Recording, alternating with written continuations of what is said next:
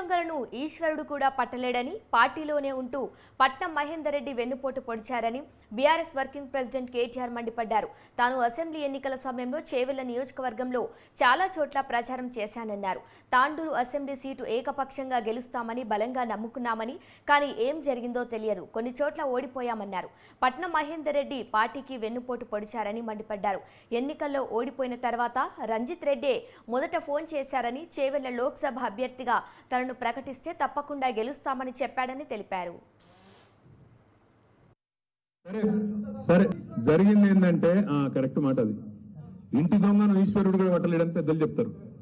మనమేమనుకున్నాం, పట్నం మహేందర్ రెడ్డిని మంత్రి చేసినాం కదా 3 నెలల ముందు, కూర్చుంటాడేమో, ఆయన లొలి పెట్టాడేమో, ఆడ ఆనంద్ ఓడగొట్టాడేమో, ఈడ రోహిత్ కు సహకరిస్తాడేమో అనుకున్నాం.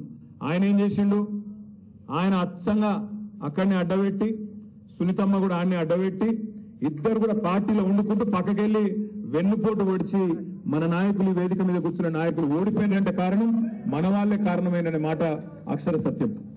సరే సరే నీకు దండం పెడితే ఆగురా పోయి, ఇక నేను ఎవరు పడుతుంది, నువ్వు ఆడెవరు పడుతుంది, ఎవరికి పడుతుంది.